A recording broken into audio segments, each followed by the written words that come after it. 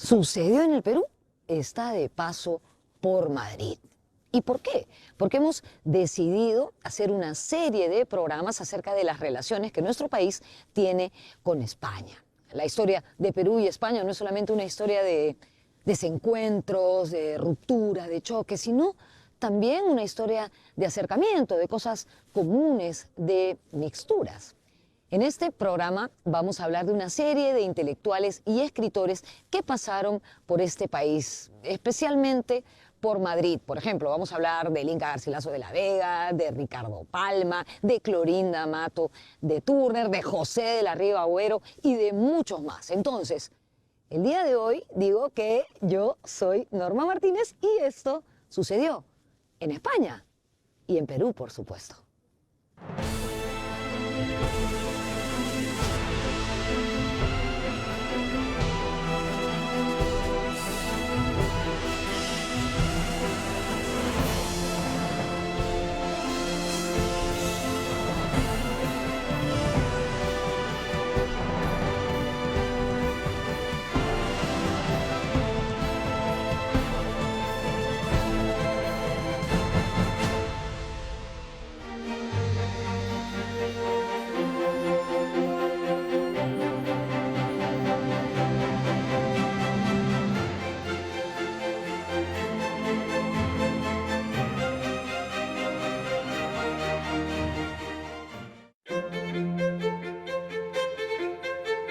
Luego de la conquista o invasión del Tahuantinsuyo, dos de los primeros peruanos, mestizos ellos, que cruzaron el charco y llegaron a Europa, fueron Francisca Pizarro y Garcilaso de la Vega.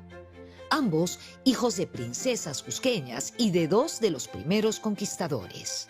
Ella de Francisco Pizarro y él de un importante capitán. Francisca llegó a España en 1550 y Garcilaso, la primera figura estelar de la literatura peruana para el mundo, 10 años después.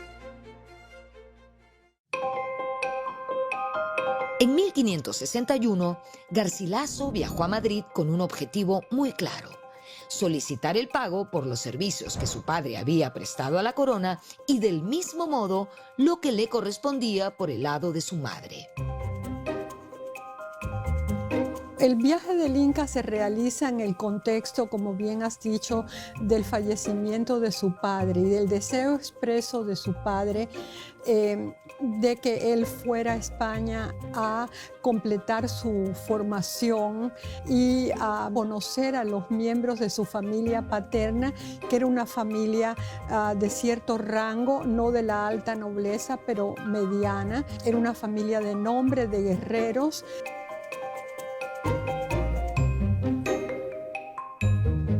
Y fue muy generoso el padre del Inca, el capitán Garcilaso de la Vega, no solo en darle la oportunidad de viajar y ponerse en contacto con los parientes españoles, sino que le dejó de herencia 5,000 pesos de oro y plata ensayada. O sea, la idea, el Inca llegó a España ya con un bastante bien resguardado, vamos a usar un término de hoy. No era un inmigrante cualquiera que llegó sin nada. Zarpó del Callao en marzo de 1560, tomó la ruta de Panamá, Cartagena de Indias e ingresó a Europa por Lisboa y a España por Sevilla. Su primer destino fue Montilla, donde su tío Alonso de Vargas lo esperaba. Su tío Alonso de Vargas lo recibe en Montilla y lo acoge allí. Yo he estado en Montilla y he estado en la casa del Inca. Y es conmovedor ver lo que los montillanos admiran la figura del Inca y han hecho para preservar la casa. Alonso de Vargas y su esposa Luisa Ponce de León lo acogen en su casa. Y el Inca hace una breve visita a Extremadura y a estar con otros familiares. Y es desde Montilla donde él viaja a Madrid. En 1561, Garcilaso viajó a Madrid con un objetivo muy claro: solicitar los servicios que su padre había prestado a la corona y, del mismo modo, lo que le correspondía por el lado de su madre. Él fue a reclamar prebendas por la labor de su padre, las conquistas que su padre hizo acá, y no solo por eso, sino también los privilegios que le correspondían por ser heredero de la casa real incaica, o sea, prebendas que le correspondían por su madre, Chimpu Oyo.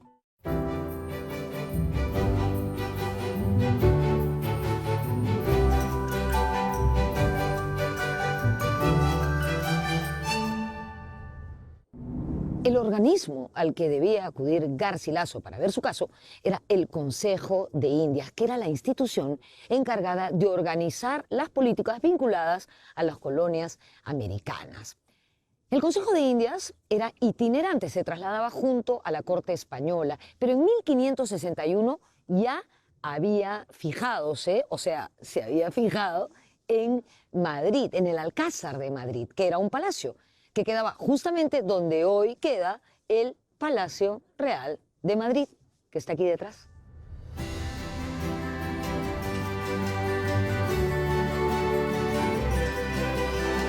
El Consejo de Indias se creó en 1524 y resolvía todos los asuntos tocantes a las Américas, porque era tanto el territorio y los problemas que se suscitaron, problemas nuevos, que el Consejo de Castilla fue insuficiente para resolverlos. Y de ahí que el soberano español creara el Consejo de Indias.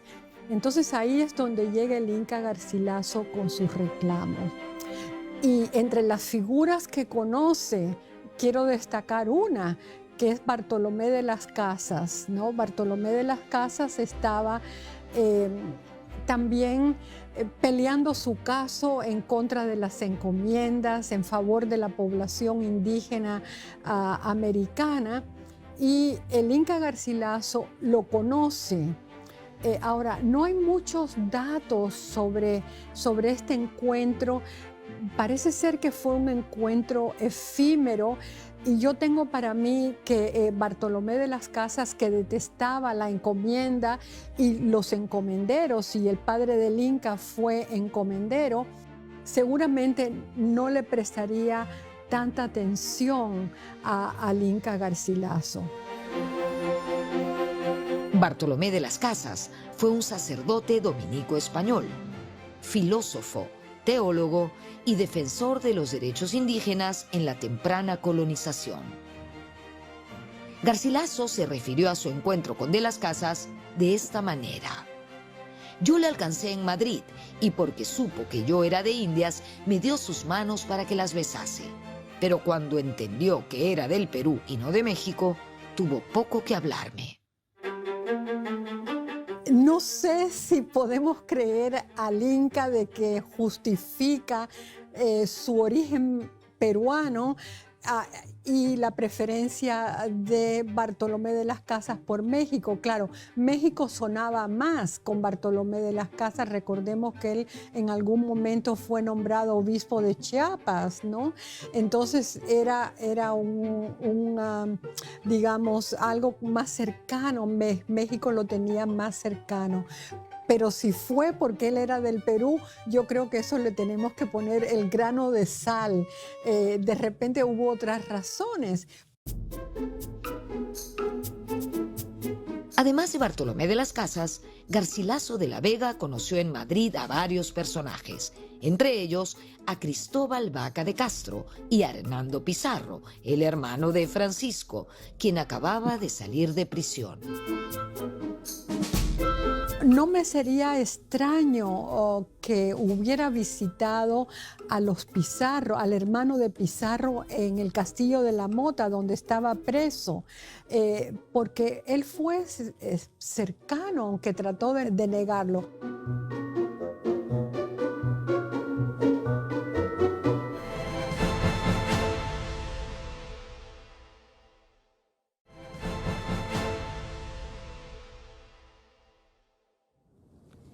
Después de una larga espera, Garcilaso de la Vega obtuvo audiencia en el Consejo de Indias.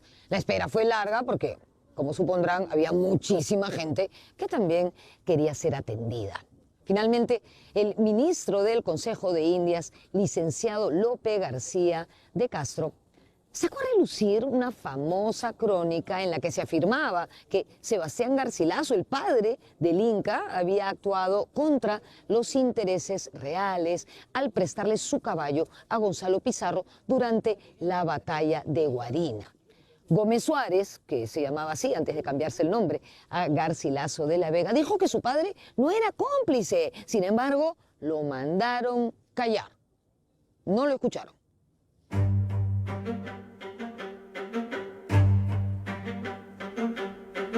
Y la estada de él en Madrid fue una estada que marcó la vida del Inca. Lope de Aguirre le dice, ¿cómo te atreves tú a pedir prebendas y mercedes en nombre por lo que tu padre ha hecho? Si él hizo esto, entonces agrega, y tienenlo escrito los historiadores. Y en efecto, una de las historias más conocidas de entonces fue la historia de las Indias y conquista de México de Gómara. Y ahí está el relato. Y acá en el Perú, si van a la Biblioteca Nacional, van a encontrar la edición de la crónica de Gómara, anotada por muchos, y también de puño y letra del Inca Garcilaso. Entonces ahí es cuando dice, y esta mentira me ha quitado el comer, quizá para mejor. Entonces ya eso posteriormente, cuando él está leyendo, reflexiona sobre esto y dice que quizás para mejor. Entonces pienso yo que esta reflexión que él, esta nota, este comentario que él pone en esa referencia de Gómara al incidente del padre, pues indica de que ya él se resigna y no va a ser hombre de armas, sino se dirige hacia las letras. Garcilaso debió haber quedado conmocionado con la noticia, y este fue un hecho crucial en su vida. Tal vez, si hubiese obtenido estas prebendas, las cosas hubiesen sido distintas y no sería el cronista que hoy tanto apreciamos. Yo creo que hay que hacer un parteaguas, ¿no? En el caso de Garcilaso era obvio que él, como había dos carreras posibles, las armas y las letras, ya lo tenemos en el Quijote, y las armas, las letras y la iglesia. Pero Garcilaso, por su padre y su familia, se inclinaba a las armas, ya sabemos por qué, o a las letras, porque venía su familia paterna, era una familia también donde había habido ilustres escritores, estaba emparentado con el Garcilaso de la Vega, yo llamo a uno el toledano, el gran poeta de la época, el gran poeta renacentista. Entonces él tendría todo esto muy presente, pero se encaminó hacia las letras.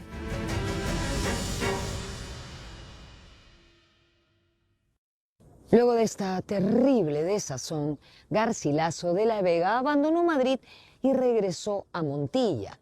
Más tarde, en Madrid, se publicaría su primer libro, la traducción de los diálogos de amor de León Hebreo. ¿Saben en qué año?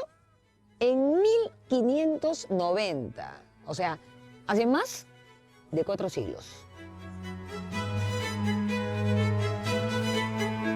Ese fue su primer emprendimiento, si queremos, dentro del mundo literario, que le da fama, y siempre nos preguntamos por qué lo escogió. Para concluir con Garcilaso de la Vega, podríamos decir que hay 3 ciudades importantes en la vida del Inca en España: Montilla, Madrid y Córdoba, donde murió. En Montilla se dice que de algún modo se cruzó con Miguel de Cervantes, porque Miguel de Cervantes era recolector de impuestos, ¿no? para la corona real en esa época. Y en Córdoba conoció a un grupo importante de jesuitas a los cuales él admiró y respetó. Y en Córdoba tuvo un hijo que él crió pero no reconoció. Así que este es más o menos el triángulo Madrid, que marcó su estancia en Madrid, que no fue tan larga, pero marcó su vida de una forma trascendental. Y después Montilla, ciudad que él dejó pronto porque se percató de que Córdoba era una ciudad más importante. La dejó una vez que consiguió la herencia de su tía, Luisa Ponce de León, y allí se trasladó a Córdoba. A fines del año 1978, el rey Juan Carlos de España viajó al Perú y entregó parte de las cenizas del Inca Garcilaso que ahora reposan en la Catedral del Cusco. En el primer viaje que hizo el rey Juan Carlos, cuando ya se volvió en España la democracia al Perú, en el 76, él llevó al Cusco en una urna una parte de las cenizas del Inca Garcilaso que están ahora en la Catedral del Cusco. En el primer viaje él lleva parte de las cenizas y la otra parte están en la Catedral de Córdoba. Un intelectual que pasó por Madrid a mediados del siglo XIX y que dejó testimonio de ese paso fue Pedro Paz Soldán y Unanue. Su seudónimo era Juan de Arona. De hecho, hay una conocida avenida de nuestra ciudad que lleva su nombre. Él era poeta, literato, historiador, periodista y además nieto de Hipólito Unanue. Se le conoce por su Diccionario de Peruanismos, publicado a fines del siglo XIX. Pero con España en particular hemos tenido una interesante relación desde el siglo XIX, ¿no? Muchos románticos, teniendo sin embargo como objetivo principal la ciudad luz, ¿no? París, no dejaban de pensar en España y dejar después testimonio de esas visitas, los libros de viaje. Hay uno fundamental, las memorias de un viajero peruano de Juan de Arona, o sea, Pedro Paz Soldán y Unanue, uno de los bohemios, ¿no? Románticos, de la generación de Palma, digamos, de la generación literaria de Palma.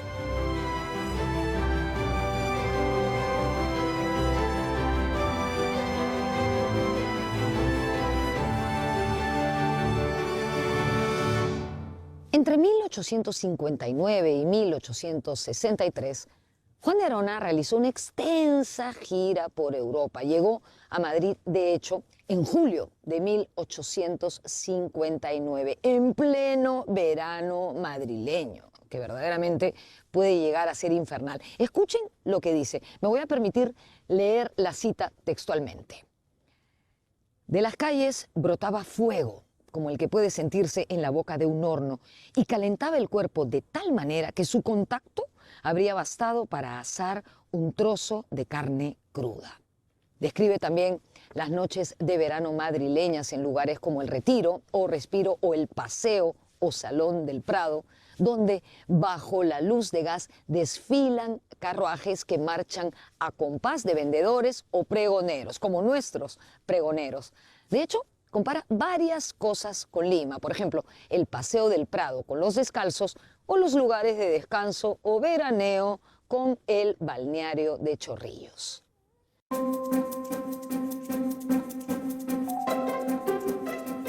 Ahora vamos a hablar de nuestro gran tradicionalista, Ricardo Palma. En 1892, él también estuvo de paso por España. Ese año se celebraba el cuarto centenario del entonces llamado Descubrimiento de América. Palma era por esos años director de la Biblioteca Nacional y fue uno de los representantes oficiales que designó el Perú para participar en España de una serie de eventos. Tenía una estrecha relación con España.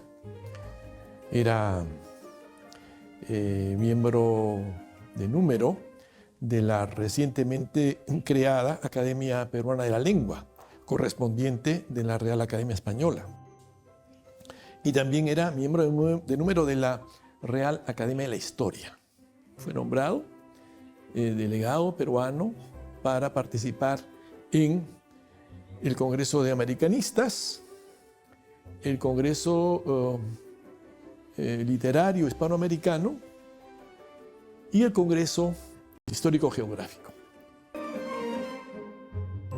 La estadía de Palma en España no fue breve. Se quedó varios meses. Hay que decir que en España residió, él y sus hijos residieron alrededor de 7 meses. Y la mayor parte de esos 7 meses en Madrid, ¿no?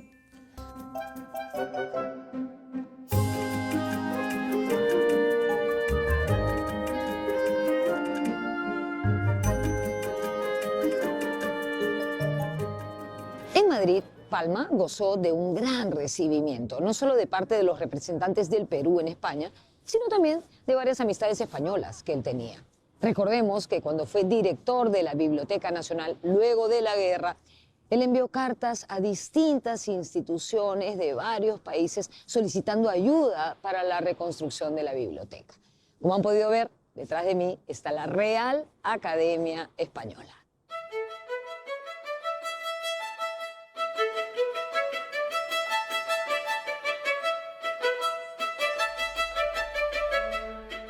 Palma, cuando llega a España, cuenta con muchos vínculos, con muchos conocidos que lo reciben muy bien, y pasa en Madrid, sin duda, sus mejores momentos en España, ¿no? Participa en muchas actividades académicas y sociales, ¿no? Muchas recepciones, invitaciones, bailes, ¿no?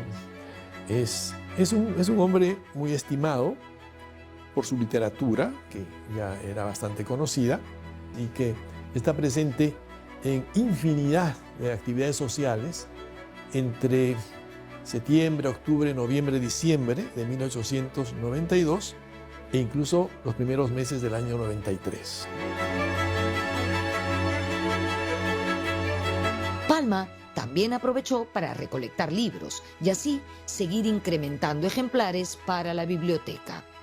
Así fue como en 1893, a su regreso a Lima, trajo consigo 27 cajas de libros. Esa fue otra de sus tareas, ¿no? Recoger libros, lograr libros comprados y donados, sobre todo donados, ¿no?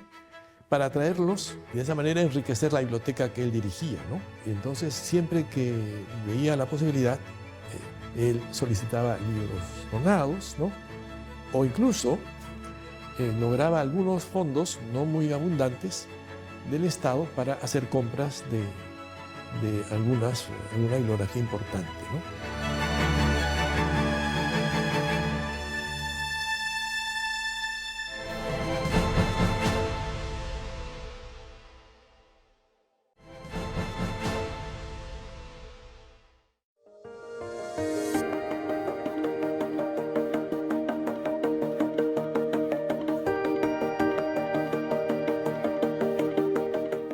En su estadía en España, Palma representó también al Perú como delegado de la Sociedad Geográfica de Lima.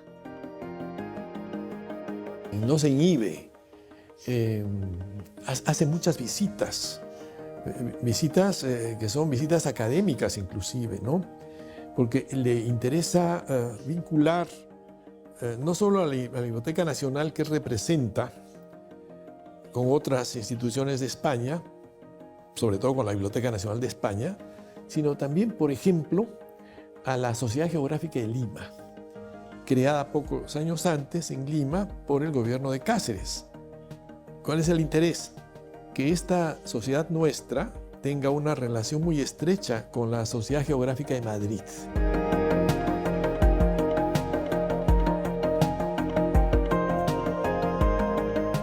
Entonces visita la Sociedad Geográfica de Madrid, se involucra en sus actividades, hace amistad con sus directivos y establece el vínculo. Porque además Palma viajó a España también como delegado de la Sociedad Geográfica de Lima al Congreso Geográfico Hispano-Lusoamericano. Entonces tenía esa representación. Entonces, cumpliendo ese encargo, establece esos vínculos.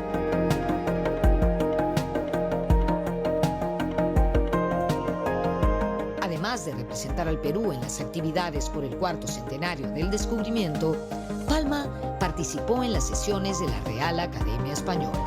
Lo movían objetivos muy claros. ¿Cuáles eran? Que la RAE, que la Real Academia Española, reconozca la validez de muchos vocablos, de muchas palabras americanas, americanismos, ¿no? Y reconocidas esas voces, estas palabras, sean incorporadas al diccionario. Bueno, entonces, en este punto concreto es en el que él tuvo un tremendo traspié, un tremendo fracaso. Su intención era, pues, hacer reconocer, no sé, él dice 400 palabras. Llevó, desde Lima, llevó una lista de palabras, ¿no?, que él consideraba indispensables y que tenían que estar en el diccionario, según él. Y desde las primeras que propuso, encontró una oposición. Algunos académicos votaron a favor, estuvieron de acuerdo con las voces que proponía Palma, pero la mayoría no. Entonces, si bien Palma fue muy bien recibido en España, pero la verdad es que no las tuvo todas consigo, quedó molesto y frustrado con la Real Academia Española. Se molestó mucho y lo dijo por calles y plazas, ¿no?, literalmente. No escondió su disgusto, ¿no? Lo puso por escrito y cuando tuvo la oportunidad de decirlo en voz alta, lo dijo. Y le dejó un sabor amargo, ¿no? Un sabor amargo.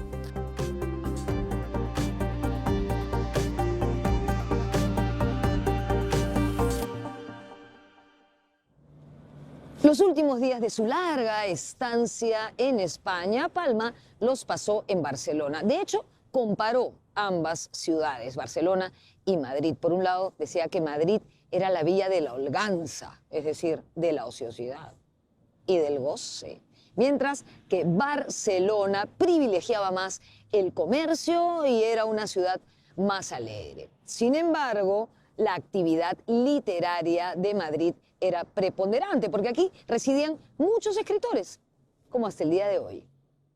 Es innegable que Barcelona tenía un papel fundamental en la economía de España, ¿no? El motor económico de España era Barcelona. Pero también es verdad que le quedaba a Palma ese sabor amargo de no haber tenido el éxito que quiso tener, ¿no? Logrando la aceptación de las voces americanas, ¿no?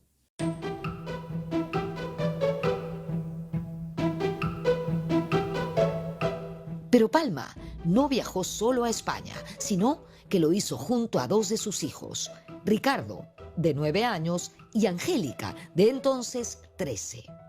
Angélica Palma, quien se convirtió más adelante en una de las pioneras del feminismo peruano, volvió a España en varias ocasiones. Angélica Palma primero llegó con su padre y luego volvió en distintas ocasiones, y lo interesante es que ella, cuando vino a España, estuvo en España viviendo desde el 22 al 25, y ella se relacionó fundamentalmente con mujeres intelectuales, con Blanca de los Ríos, que tenía una revista que se llamaba Raza Española, con Concha Espina, que fue la representante de España en el 4º centenario de la fundación de Lima, más adelante. Y ella se movió en distintos espacios, por ejemplo el Ateneo de Madrid. Y quiero también significar que el Ateneo fue un espacio cultural y político en el que dieron conferencias muchos peruanos. Detrás de mí está el Ateneo de Madrid, en el número 21 de la calle Prado. El Ateneo es una antigua institución cultural que data de mediados del siglo XIX. En realidad un poco antes, porque se fundó en 1835. Por aquí pasaron y dieron conferencias muchos intelectuales de diversos países y también del Perú, por supuesto. Como pueden ver, es una calle bastante transitada y con mucho movimiento. Aquí en el Ateneo también tuvieron participación activa las mujeres a partir de que en 1905 aceptaron a su primera socia. También pasaron por aquí mujeres ilustradas del Perú como Angélica Palma, Zoila Aurora Cáceres y Clorinda Mato de Turner. ¡Wow!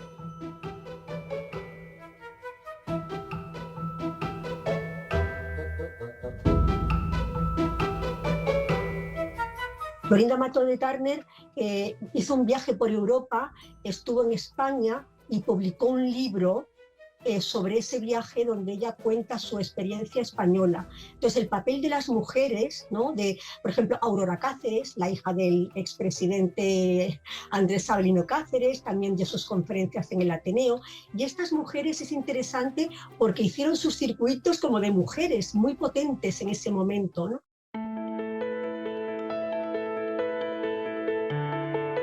Rosa Arciniega de la Torre fue una novelista y periodista peruana que nació en 1909 y luchó por los derechos de la mujer. Ella escribió novelas, comedias, biografías y obras de teatro.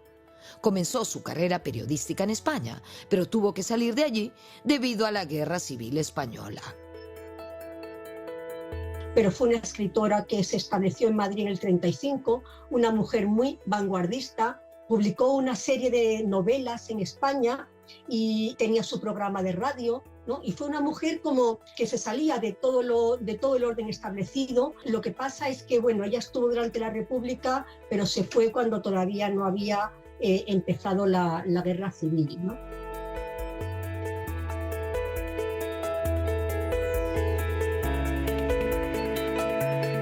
Otro escritor y periodista peruano que en el Perú conocemos muy poco es Felipe Sassone. De orígenes europeos, padre napolitano y madre sevillana, Sassone nació en Lima en 1884 y a los 20 años empezó a viajar por el mundo. Fue cantante de ópera en Italia y después se estableció en Madrid, donde tuvo una agitada vida en el periodismo local. Felipe Sassone vivió muchísimo tiempo en España y siempre tuvo relación con el Perú. Además, siempre conseguía que el gobierno del Perú le subvencionara. Siempre vivía en parte gracias al gobierno del Perú. Conseguía subvenciones de distintos presidentes, ¿no? Y él es un hombre, él fue un periodista. Él trabajó hasta su muerte, él murió en el 59 en Madrid y trabajó muchísimo en el ABC. Y aquí es muy conocido en ciertos círculos, ¿no? En los círculos periodísticos.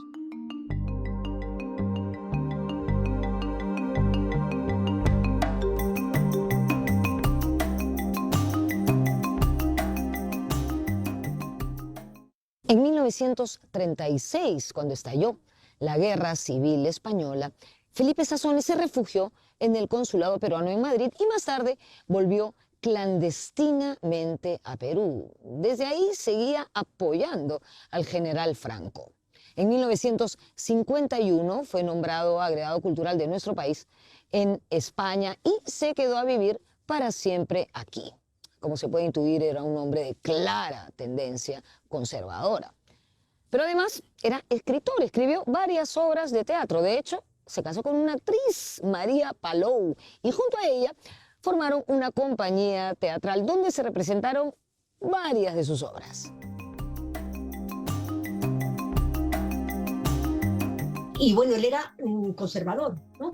Entonces, él estaba a favor de la monarquía, a favor de la dictadura de Primo de Rivera, y durante la Guerra Civil, cuando se inicia la Guerra Civil, él se puso del lado de Franco y muy pronto tuvo que salir del Perú. Él era un escritor de novelas, escribía mucho tipo de novela, entre ellos lo que vendía más era la novela erótica, pero vendía mucho. Y además, durante un tiempo fue el autor de obras de teatro que más estrenaba en España.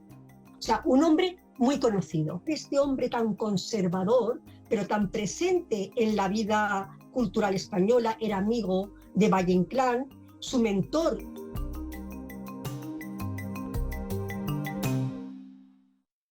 Y a quien podríamos mencionar como la contraparte de Sazone, es decir, un republicano socialista, gran amigo y compañero de luchas de José Carlos Mariátegui, es a César Falcón.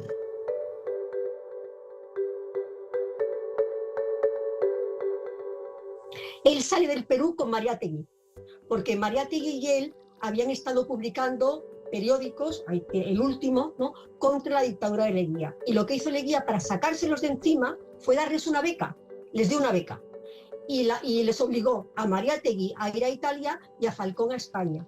Y la historia de Falcón en España realmente es impresionante, porque como contrapunto de Sazone, él lo que hace es vincularse a los círculos antimonárquicos, pro-republicanos, ya durante la dictadura de Primo de Rivera. Él se exilió, volvió cuando la República, y su actividad durante la Segunda República y durante la Guerra Civil fue impresionante, pero impresionante. Tiene un libro que se llama Madrid, que se publica en 1938, que durante toda la época de Franco no se podía encontrar, porque era un libro con un punto rojo, que era un libro prohibido. Ahora ya se ha reeditado, y donde él habla de la situación de Madrid durante la Guerra Civil.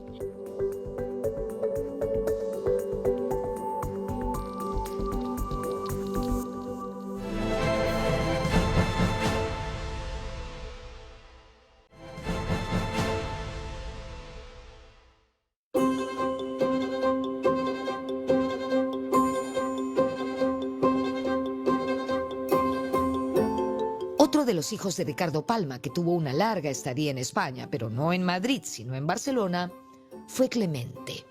Él fue el primer hijo de Ricardo Palma. Fue un hijo natural. Lo tuvo antes de su matrimonio, donde tuvo 7 más. Clemente Palma fue un destacado escritor, director de la revista Variedades por más de 20 años y cónsul en la ciudad de Barcelona desde 1902 hasta 1905. Y fue un cónsul como muy preocupado por hacer sus trabajos, también porque se dedicara a la obra de su padre, y él publicó, también les animo a que miren la portada de una colección de relatos que se llama Cuentos Malévolos, que prologó Unamuno, Miguel de Unamuno. Él estuvo persiguiendo a Unamuno, que era amigo de su padre, y consiguió que le prologara.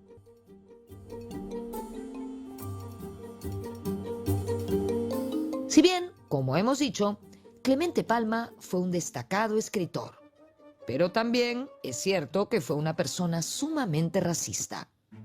Él creía que en el Perú existía una raza superior. En esa época se utilizaba el término raza. Esa raza superior para él era la española.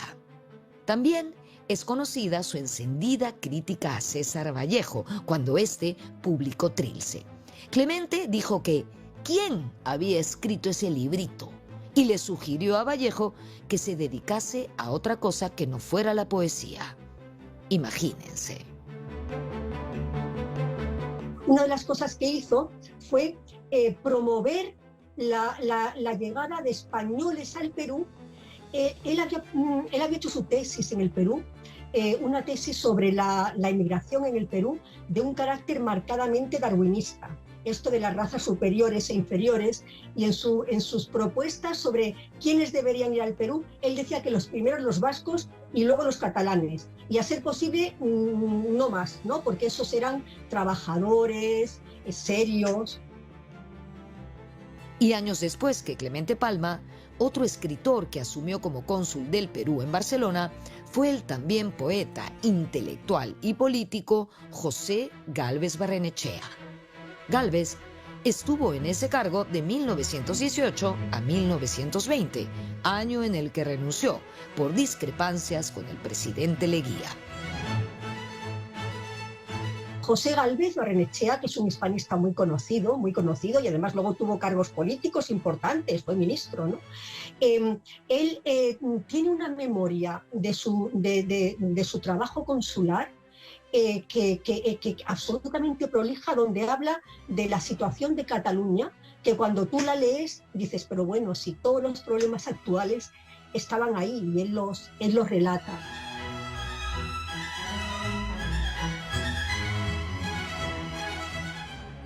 José de la Riva Agüero y Osma, historiador y político peruano, miembro de la generación del 900 y descendiente del primer presidente del Perú, fue un hispanista convicto y confeso.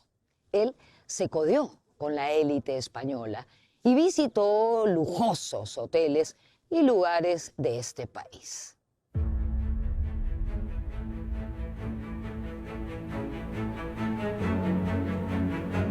Ribagüero estuvo 4 veces en España. Vino sobre todo por razones familiares, que se vinculó con la élite social española. Como saben, él fue también marqués. Y bueno, él cuando viene a España siempre se relaciona con la élite de la élite y con gente de la nobleza, ¿no? Entonces, su aproximación a la realidad española tiene que ver con su concepción un poquito de la realidad española. Él no va al Ateneo, él no participa en tertulias. Cuando él viene a España se aloja en el Hotel Ritz, en los grandes hoteles, ¿no? Y en distintas ocasiones que él viaja, él hace fundamentalmente trabajo de tipo científico-académico, de participar en congresos. Es muy interesante una estancia que él hace en 1929.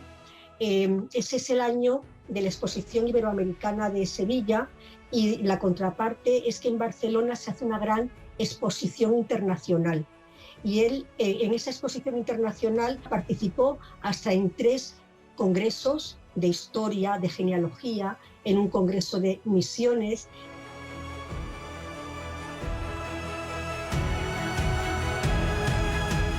Él había ya venido a España. Él tuvo un conflicto, un choque de trenes con Leguía durante la Guerra Civil Española, y él se vincula mucho a la élite de la colonia española que se alineó del lado de Franco. Y su última estancia en España tiene lugar en el 39-40, después del triunfo de Franco en la Guerra Civil, donde él llega, está en Madrid, está en Sevilla, y le rinden una serie de homenajes. La Academia de la Historia le rinde un gran homenaje porque él era el director, el presidente de la Academia de la Historia del Perú, y porque era correspondiente de la Española. Quien también estuvo en España a principios de la década de 1930 fue nuestro principal historiador de la República. ¿De quién hablamos? De Jorge Basadre. Él estuvo en España llegando de Alemania, llegó en el 35, cuando ya era la Segunda República, y él sobre todo trabajó en archivos, dio conferencias, y él no entró en política, pero sí que se relacionó con republicanos, o sea, con gente de la República que ocupaba puestos, por ejemplo, en el Archivo de Indias, en la Escuela de Estudios Hispanoamericanos, en la Junta de Ampliación de Estudios. Y él no quiere entrar realmente en la cuestión política, pero él habla de la polarización que ya para entonces se observaba en España y cómo esa polarización iba a derivar en una guerra.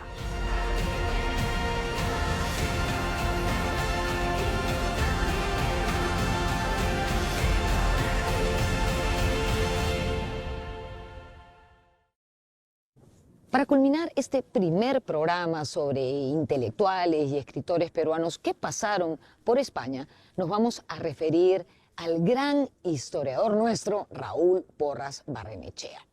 Él fue un hombre muy vinculado a España por las investigaciones que realizó sobre los cronistas y sobre la época de la conquista. Es más, de hecho, publicó un libro sobre el Inca Garcilaso en Montilla. Porras Barrenechea fue embajador peruano en España en 1948.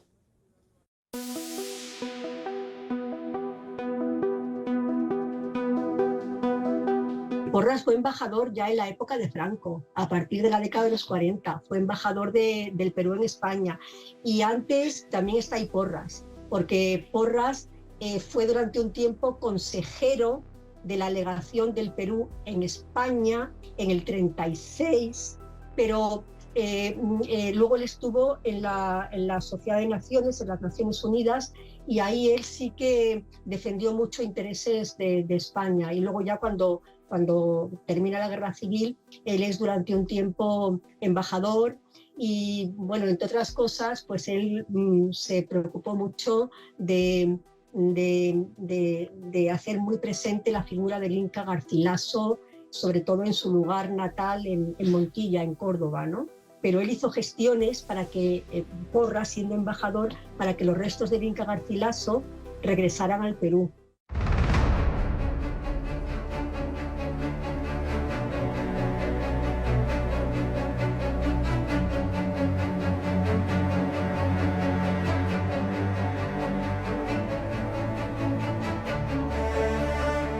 En este programa hemos descubierto a una gran cantidad de intelectuales y escritores que pasaron o radicaron en España. Ustedes me dirán, ya, pero Norma, y César Vallejo, y Julio Ramón Ribeiro, y Mario Vargas Llosa. Bueno, de ellos y de muchos otros más vamos a hablar en una siguiente edición de este programa. De lo que se trata es de conocer la historia para acercarnos, para encontrar coincidencias, para unir, no para separar. Nos vemos en la próxima.